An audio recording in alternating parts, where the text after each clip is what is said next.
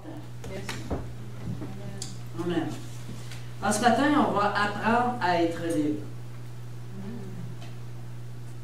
Développer une attitude de prospérité. Amen.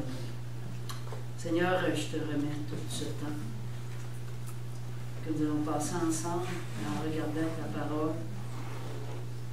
Conduis-nous, chacun de nous, Seigneur, tout près de toi, et qu'on puisse entendre, non pas ma voix, mais ta voix, Seigneur. Par Jésus, je te prie. Amen. Fait qu'ici, il faut changer notre mentalité. D'une mentalité de porteur d'eau, de frog pour les Québécois, d'esclaves peut-être en Afrique ou en Haïti, à une mentalité de prospérité. La clé essentielle pour faire descendre le ciel sur la terre et qu'il y reste, c'est de changer notre mentalité. Amen? Vous allez voir que je ne vous parle pas nécessairement d'argent. On va y revenir. Ça, c'est un exercice d'abondance. On a un Dieu d'abondance et nous autres, on vit dans l'abondance. Amen. Trop souvent dans les miettes. On devrait vivre dans l'abondance. On devrait vivre dans l'abondance. Bon, premièrement, est-ce que avoir de l'argent peut rendre une personne prospère? Évidemment. Non! Non. C'est pas l'argent qui nous rend prospères. Amen. C'est pas les richesses qui nous rendent prospères. C'est notre mentalité. Parce que la prospérité, si on change notre mentalité, le Seigneur va nous verser et là, on peut devenir riche. Bon, si on a un cœur pour Dieu, cette richesse-là va servir à sa gloire et non pas à nous épaissir les poches ou à avoir pas Cadillac à la porte. Amen? Je vais entendre Amen. Amen. L'idée que l'argent peut rendre une personne prospère équivaut à suggérer qu'il suffit de tenir un ballon de football entre nos mains pour venir un attaquant extraordinaire au football. Amen. Est-ce que vous me comprenez? Amen. Oui. Je pense qu'il faut commencer à Shifter. changer our mind, changer notre Shifter. pensée, notre manière de penser. Les richesses, comme l'argent, c'est extérieur. Amen. La vraie richesse est intérieure. Amen. Amen. La prospérité, c'est une réalité intérieure. Ce que nous avons en nous va se refléter sur notre travail, notre famille, nos enfants, notre vie et notre témoignage, etc. Je vais continuer jusqu'à demain. Tout ça.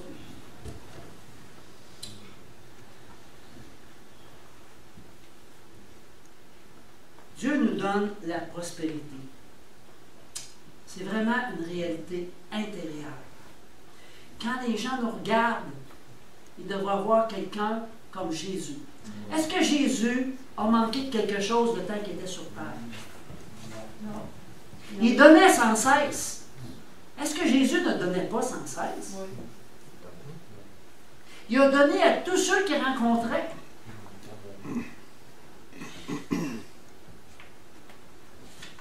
Donc, il y a un faux raisonnement religieux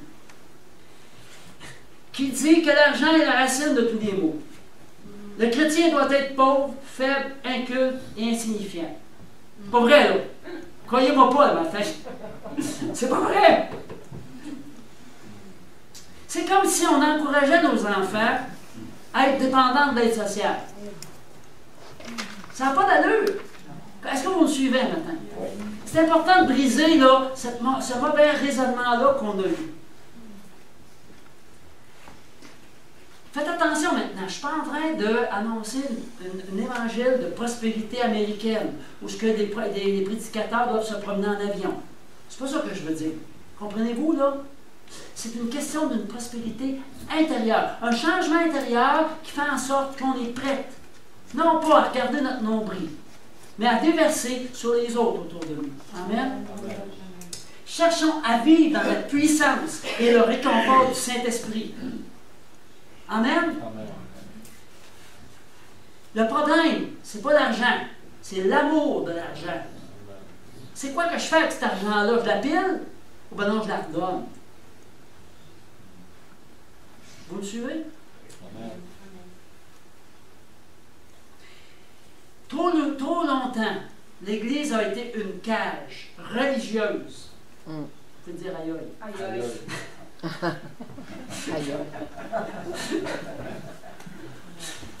Aïe aïe. Vous savez, la prospérité, une attitude de prospérité, enlève la manipulation. Alors, si vous êtes porté à vouloir contrôler autour de vous, c'est parce que vous n'avez pas encore développé cette attitude-là de prospérité. Et cette attitude-là de prospérité va inviter l'autre à se prendre en main dans une saine confrontation. La confrontation n'est pas quelque chose de mal, mais il y a une mauvaise confrontation et une saine confrontation. La confrontation qui manipule n'est pas bonne. La confrontation qui veut changer l'autre n'est pas bonne. Mais la confrontation qui amène l'autre à aller plus loin dans sa vie, plus loin dans sa relation avec Dieu, est une saine confrontation. Là, vous avez manqué une bonne place pour dire Amen. Amen. Voici, prends ton envol. Amen. Prenons notre envol.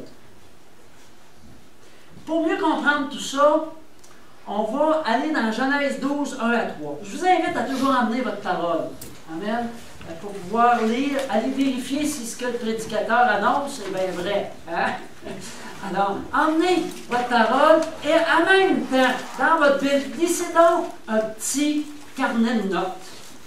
Parce que ce que j'annonce ce matin, là, c'est tellement profond. OK. Je comprends pas. Vous risquez d'en échapper un petit peu. C'est profond, c'est la parole. C'est vrai. Alors, prenons des notes. Quand on est à la maison, on peut reviser nos notes pendant la semaine. Là, je vous ai fait une sorte de... Ici, là, la feuille que je vous ai donnée, je vous ai posé des questions.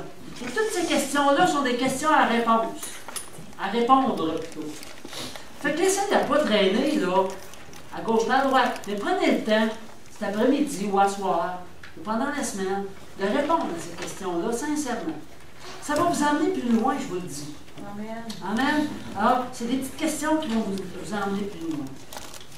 Alors, Genèse 12, les versets 1 à 3 dit, l'Éternel dit à Abraham. Il n'a pas dit à Abraham. OK? Il y a deux noms là, ici, on va le voir plus loin. Va-t'en de ton pays, de ta patrie, et de la maison de ton père. Donc ici, il parle du pays, la maison de son père. Dans le pays où je te montrerai, je ferai de toi une grande nation, et je te bénirai. Je rendrai ton nom. On va parler du nom aussi, d'Abraham et d'Abraham. Je rendrai ton nom grand, et tu seras une source de bénédiction. Qui veut être une source de bénédiction ici? Amen. Amen. Je bénirai ceux qui te béniront, et je maudirai ceux qui te maudiront. Et toutes les familles de la terre seront bénies en toi. Amen. Ça, c'est un exemple ici. Nous autres, moi, je voudrais être un Abraham. Amen. Pour que les gens soient bénis en moi. Amen. Amen. Amen. OK. Fait qu'on sait une chose, c'est que ce n'est pas une religion. C'est bel et bien une relation avec un Dieu qui est grand. Donc, on porte cette prospérité dans notre identité d'enfant de Dieu. C'est dans notre ADN. Mais bien souvent, notre ADN est étouffé par toutes sortes de choses. Nos préoccupations, Les péchés. les péchés, les désobéissances, la religion. Et oui, tout ça, ça étouffe notre ADN, notre identité en Jésus. C'est important de connaître notre identité en Jésus. En arrière, j'ai mis une feuille, un document qui, si je peux le trouver, là, ici. Non, c'est pas ça. C'est ça ici. Savoir qui je suis. C'est fait par Joyce Meyer. C'est très intéressant. Je suis pleinement lui, qui est le chef de toute principauté, autorité, Colossiens 2, 10, etc. C'est tous des versets bibliques pour savoir qui nous sommes en Jésus. Amen? Ça fait que, tiens, tu peux la donner à quelqu'un qui le voudrait, ou toi-même, tu peux la garder.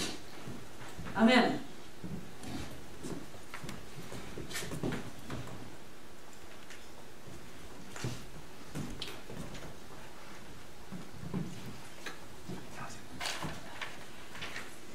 Dis à ton voisin, sois prospère. Ça,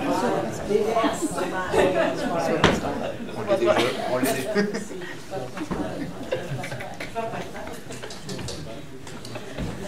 Maintenant, analysons ce qui nous freine. C'est quoi qui nous freine?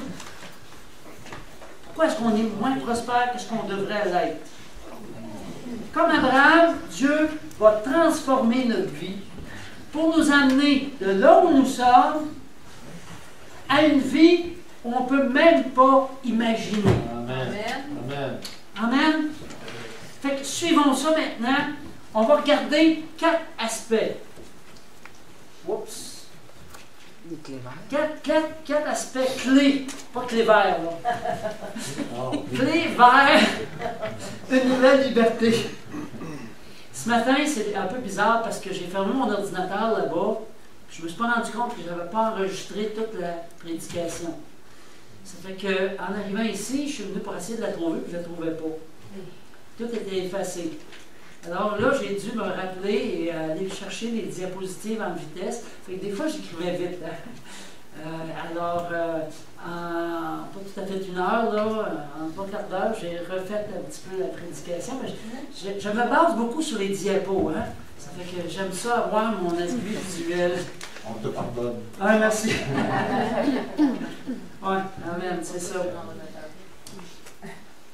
Fait que revenons à Abraham au chapitre 12, dans Genèse 12. Première chose, le nom. Abraham est devenu Abraham. OK? Ici, il y a quelque chose d'important.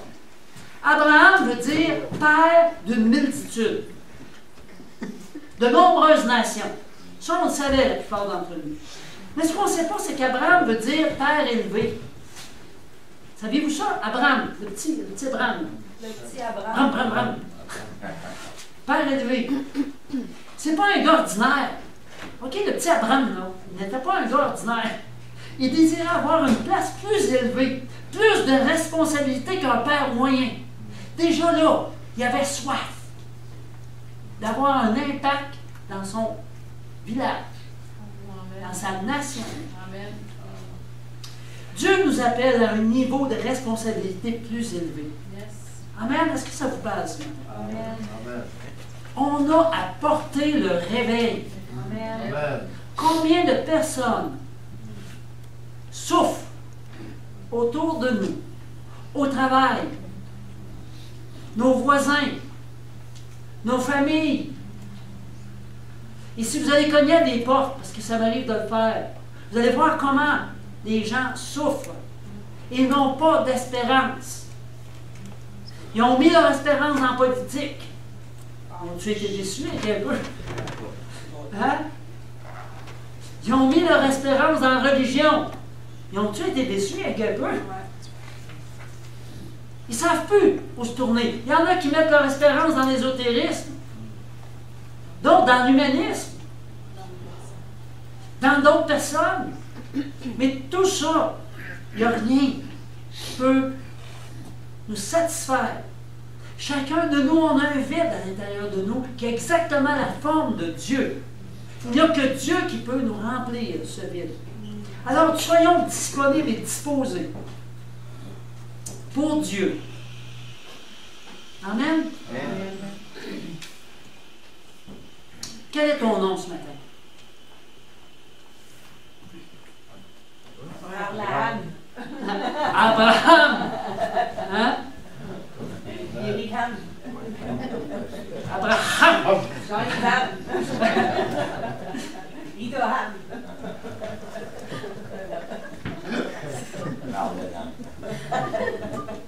Est-ce que je suis porteur de Jésus ou si je m'appelle encore I'm a frog, you're a frog? Est-ce que tu es un enfant de Dieu? Amen. Est-ce que tu réalises qui tu es en Jésus? Amen. Deuxième point, Abraham, va-t'en de ton pays. L'Éternel lui dit, Abraham, quitte ton pays.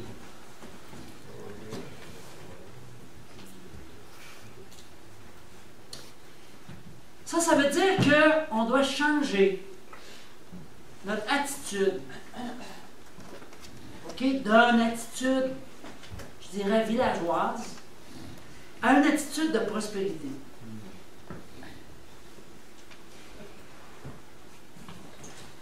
Vous savez que on doit dépasser les frontières qu'on a acceptées, qui délimitent notre enclos.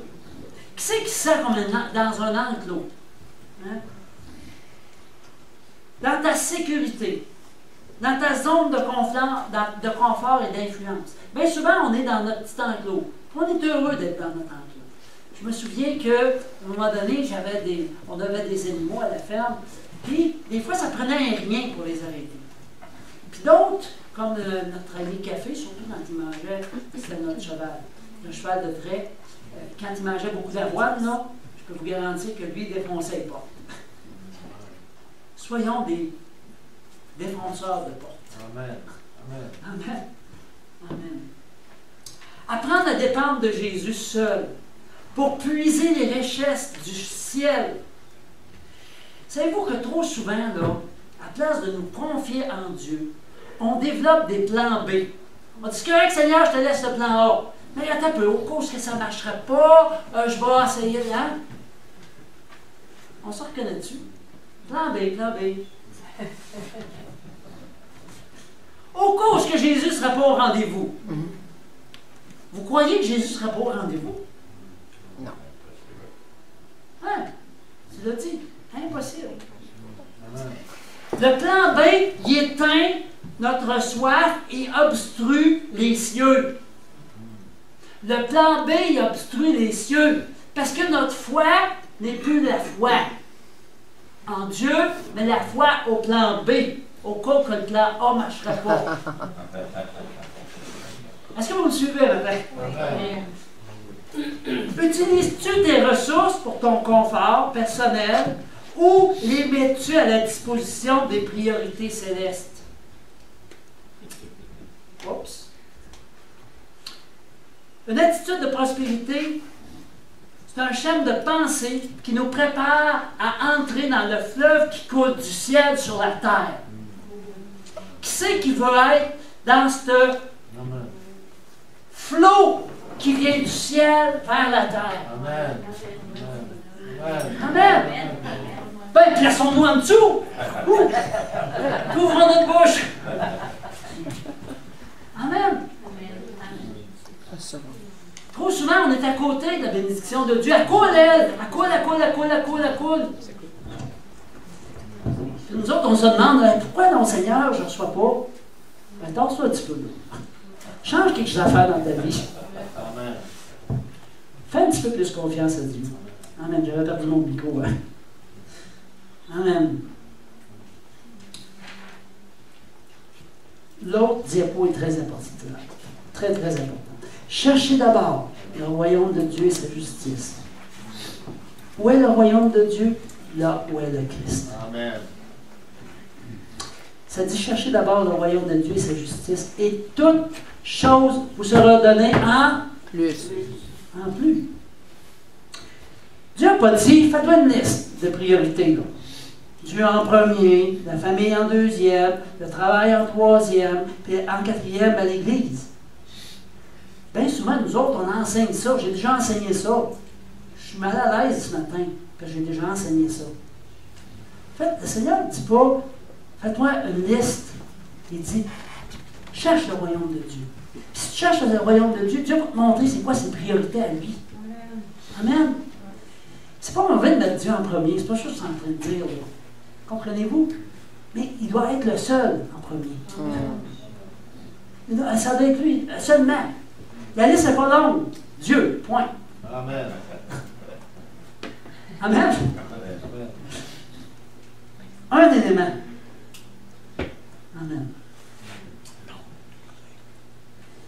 Troisièmement, Dieu a dit à Abraham, je veux que tu quittes ta parenté. Ça veut dire de quitter les circonstances de notre naissance. Écoutez-moi bien, c'est important. Les gens qui nous entourent nous figent dans leur perception. Et ça, c'est un piège. Ça peut être depuis notre enfance, quand on est dans notre village, les gens nous voient, puis nous figent là. Ça peut être un peu plus tard au travail, les gens nous figent. Ils se font une idée de nous autres, ils nous jugent. Lui, il est le même. Tu ne peux pas t'en sortir, là. Puis plus tard, à l'église, on fait encore la même affaire. Vous avez le droit de dire « ouch » encore. Puis le pire, là, c'est que bien souvent, on est confortable dans ce petit chaîne de pensée-là, dans ce petit enclos-là.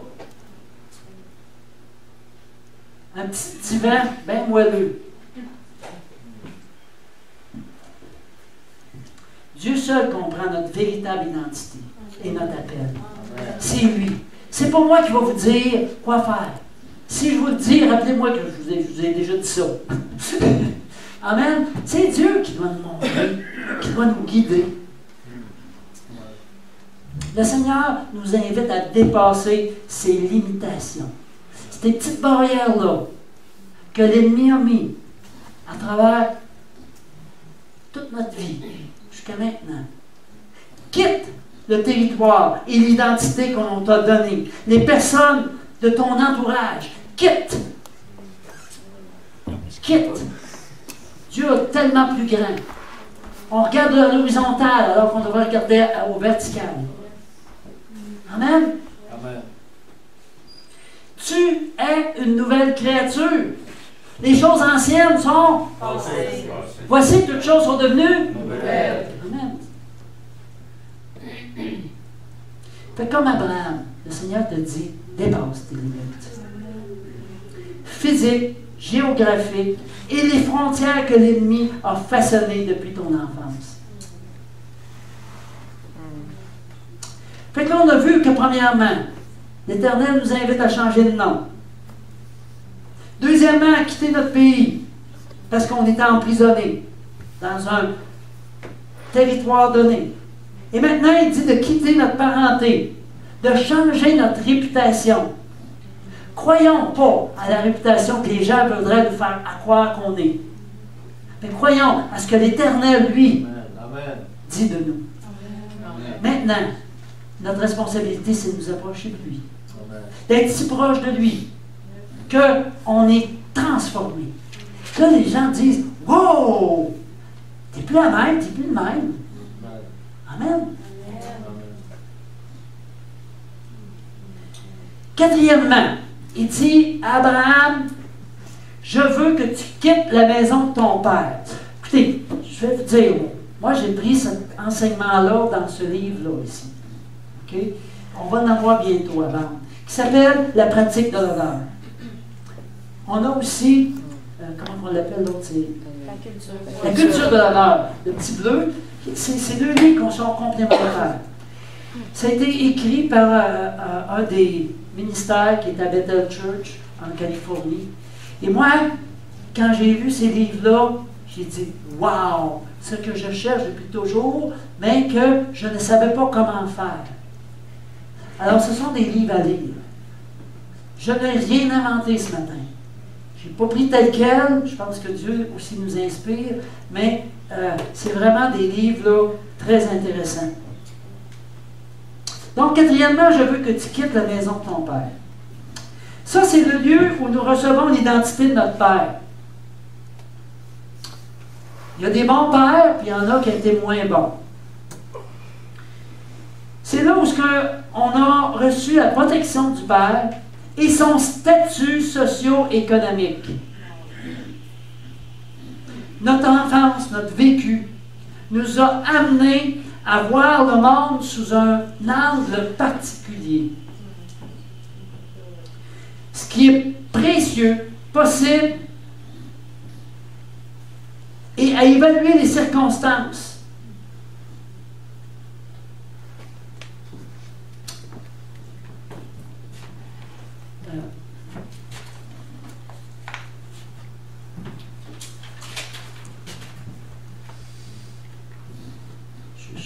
chose que je vais voir. Oui, c'est en bien ça.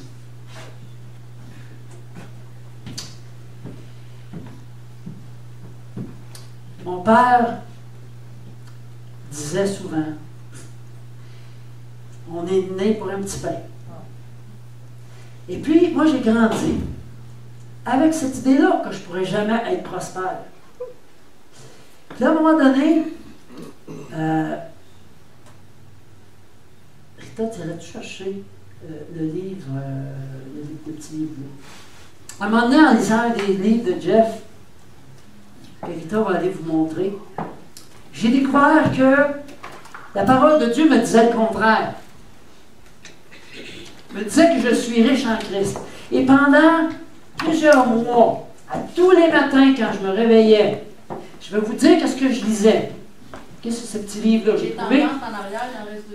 Il y a plusieurs déclarations selon le besoin de transformation qu'on a besoin de faire. Voici ce que j'ai déclaré pendant tous les matins. Je suis en Christ, c'est pourquoi je suis la descendance d'Abraham et héritier de tout ce que Dieu ou son inspiration, son souffle, a créé. Seigneur, tu as établi ton alliance avec moi aujourd'hui, dans ma génération. Pour accomplir ça, tu m'as donné la puissance d'acquérir des richesses. Et par cette puissance qui travaille en moi, tu fais infiniment au-delà de tout ce que je peux demander et même imaginer. Et tout ça est basé sur des versets bibliques en passant.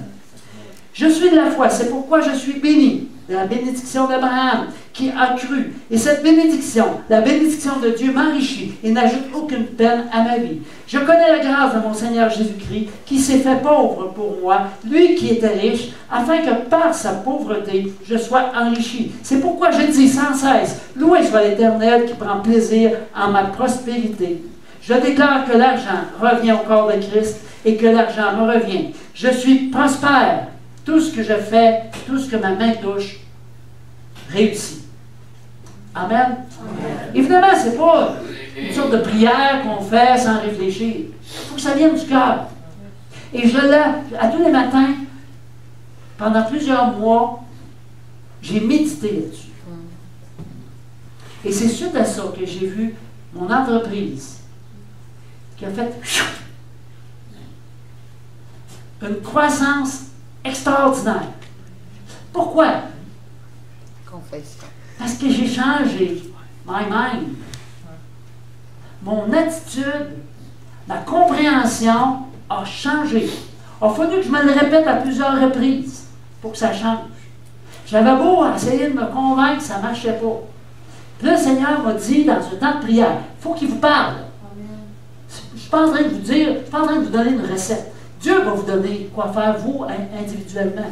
Mais moi, un bon matin, le Seigneur m'a dit, prends ce passage-là, puis lis-le à toi matin. Ça tu dirais 3 mois ou 6 mois, je n'en ai. Plusieurs mois. Plusieurs mois, tous les matins. C'était pas un rituel, c'était un temps béni dans la présence de Dieu. Amen. Il faut arriver à ce que ça change. Vous voyez, mon papier est pas mal magané en passant. C'est la preuve. Amen. Fait qu'on doit développer une nouvelle perception de ce qui est normal. Notre perception du normal n'est pas bonne. Il faut devenir l'unique. Il faut que la prospérité devienne l'unique vision acceptable. Pas une prospérité pour nous enrichir nous-mêmes. Entendons-nous. Il existe d'autres manières de voir le monde que la nôtre. Éveillons-nous à la vision divine, car nous sommes appelés à gouverner. Puis si on est appelé à gouverner, il va falloir qu'on soit prospère. Amen.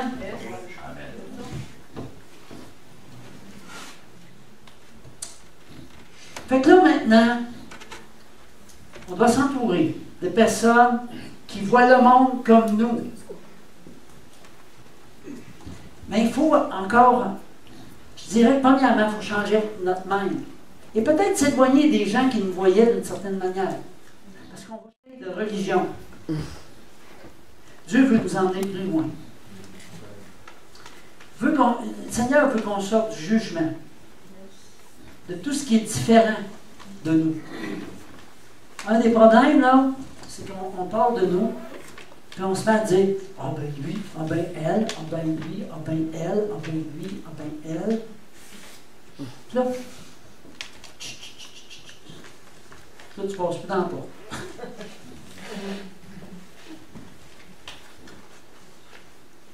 Éveillons notre conscience en cherchant le royaume de Dieu et sa justice. Amen. Premièrement, vous êtes appelés à être des princes et des princesses. Amen. Amen. Dis à ton voisin, bonjour prince, bonjour princesse. Bonjour princesse. Bonjour, princesse.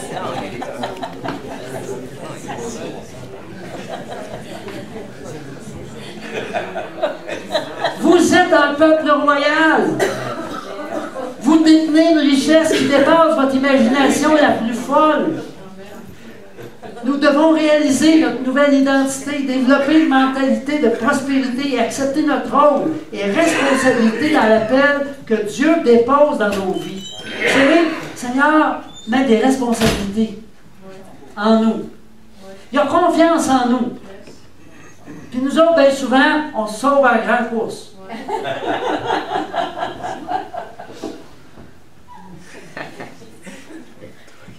Sortons de nos peurs de manquer des ressources quotidiennes. On met tellement de focus sur nos ressources quotidiennes qu'on en oublie l'éternité.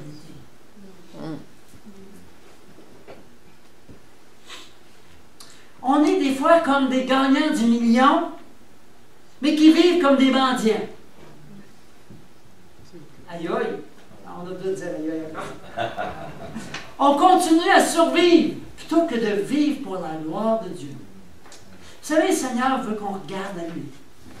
Puis qu'on dépasse toutes les frontières que l'ennemi a voulu placer. Quelle sorte de prince ou de princesse sommes-nous? Est-ce qu'on vit comme des princes? C'est pas nécessaire de vivre comme le prince, je sais plus qui, là, mais dans ta mentalité, hein? Changeons de mentalité. Prenons-nous, vivons-nous, pensons-nous et vivons-nous comme des indigents. Qu'est-ce qu'on doit faire maintenant? Premièrement, faire de Dieu notre sauveur. Je pense que tout le monde qui est ici a fait une prière à un moment donné où il a demandé pardon à Dieu, qui a donné sa vie au Seigneur. Mais ça, c'est pas tout. Mais il faut que Dieu devienne notre Seigneur. Amen. Et c'est là de chercher d'abord le royaume de Dieu. Deuxièmement, lisons la parole pour apprendre qui nous sommes. Et c'est là, je parle alors je crois, je crois alors je parle plutôt, est intéressant le petit livre bleu qu'elle nous parler, ou la petite feuille que j'ai mis en arrière pour savoir qui nous sommes en Jésus. Troisièmement, prendre du temps avec le Seigneur. Et là, on parle de prière. Et souvent, quand on rentre dans la prière, Seigneur, donne-moi ça, donne-moi ça, donne-moi ça. On a vu avec Rick, ceux qui étaient là à la prière le mercredi, Rick nous a dit, OK, 20 minutes de silence. Écoutons ce que Dieu nous dit. Amen. On est tellement préoccupés par 56 000 affaires. Écoutons. Il y a tellement des bonnes choses à nous dire. Quatrièmement, cherchons à guérir nos âmes. Et là, il y a tout un travail de libération. Il y a tout un travail de relation d'aide. Et là, je vous explique un petit peu pourquoi, ça ne sera pas très très long. L'homme est fait de 3 parties. Le corps, hein, on a les différents sens, la vue, l'ouïe, l'odorat, le toucher, le goût. Deuxièmement, ça c'est le corps. Deuxièmement, l'âme. L'âme, c'est le siège de la volonté, de l'intelligence et des émotions. Et c'est dans l'âme qui sont toutes déposées, toutes les blessures qu'on a eues depuis l'enfance. Tout ce qu'on a voulu nous faire croire qu'on était, mais qu'on n'est pas en Jésus. OK? Dans l'âme ici, là, ça là, c'est à travailler. Puis, on a l'esprit. Bon, l'esprit. Quand on vient au Seigneur, Dieu vient dans notre esprit, il le régénère au complet, c'est neuf, c'est flambant neuf, pas besoin d'y toucher. Amen. Une grosse partie de fait. Amen. Amen. Pasteur, faut travailler sur notre âme pour qu'elle grandisse, que Dieu grandisse, qu'il fasse rapetisser l'âme le plus possible. Amen. Parce que l'âme empêche le flot de l'esprit à passer. C'est comme une valve qui est fermée. Puis là, tranquillement, mais si on travaille là-dessus, à travers la libération, à travers la relation d'aide, à travers être présent dans la réunion. Je suis toujours surpris de voir que dans les déjeuners de témoignage, on est 70, mais dans les réunions ordinaires, on est 25, 30, 35. Soyons présents, parce que le Seigneur parle. Je peux vous garantir que ça a été préparé d'avance. Non, c'est pas vrai partout, parce que j'avais un autre message complètement. Le Seigneur m'a complètement changé de message à la dernière minute. Ça fait pas longtemps qu'il ait préparé ce message-là. Mais je pense que Dieu parle encore plus quand on ne se prépare pas. Quand on n'a pas le temps de se préparer. Amen. Amen. Donc, oui, on a à travailler. Quand on nous dit de travailler à notre salut, le salut est gratuit, mais c'est au niveau de notre âme. Parce que l'Esprit de Dieu, lui, il est toujours bloqué par notre âme, par tout notre vécu depuis notre enfance. Amen. Cinquièmement, arrêtons les critiques, les jugements. Confrontons avec respect. Confronter ne veut pas dire « Hey, fais ci, fais ça ». Confronter, c'est « OK, tu dis ça, j'aimerais mieux te comprendre. Pourrais-tu t'exprimer un peu plus? » Ça y va avec des questions. Et là, on ouvre la porte à l'autre de pouvoir exprimer ce que lui, il vit. Amen. Amen. On est tellement habitué de tout contrôler.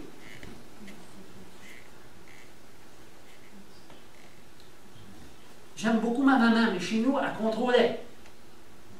Puis quand ça ne marchait pas, bon, on se faisait pogner par Louis, ça, là. C'est ta gueule! Elle nous pognait par les Louis.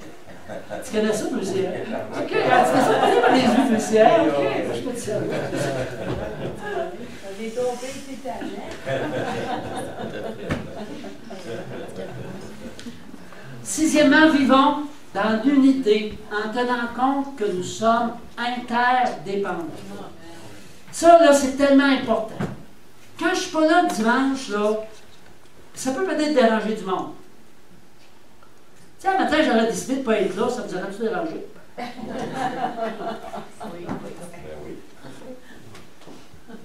On s'est ennuyé.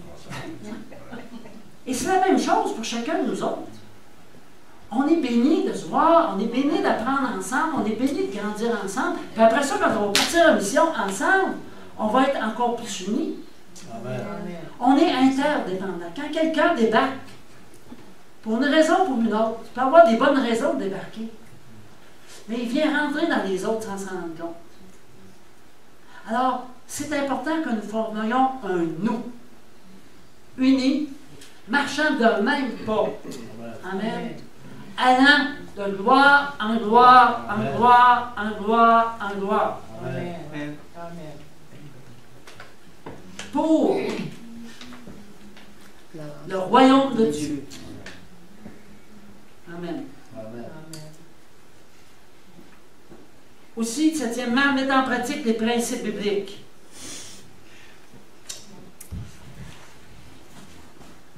Ouais, je n'ai pas le temps. Le temps avance. OK.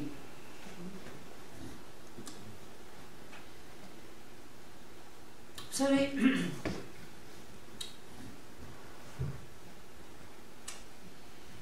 on est appelé à aider les autres à prendre conscience de leurs responsabilités. À chacun de nous qui sommes ici ce matin, qui allons entrer dans cette liberté-là, dans cette prospérité-là, le Seigneur va nous demander de bénir lui qui est à côté. Souvent, on vient le dimanche, on vient pour recevoir, puis on oublie complètement que Dieu nous appelle à donner. Fait que change ton même. La prochaine fois que tu viens à l'église, viens pour donner. La prochaine fois que tu sors de ta maison, sors pour donner. Il y a quelqu'un qui est prêt à recevoir. Ça ne veut pas dire que vous n'avez pas le droit de recevoir quand vous venez à l'église, oui. Mais soyez bénis pour bénir.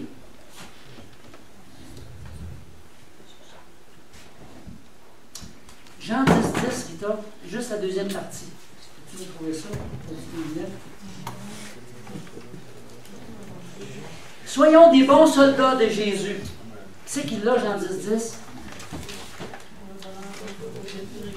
Oui, c'est l'autre partie que je vais avoir. Oui, c'est ça. Donc, je suis venu afin que mes brebis aient la vie et qu'elle l'ait en abondance. Donc, développons une mentalité de prospérité. Soyons plus que vainqueurs. Soyons libres et nous prospérerons. Mettons Dieu en premier.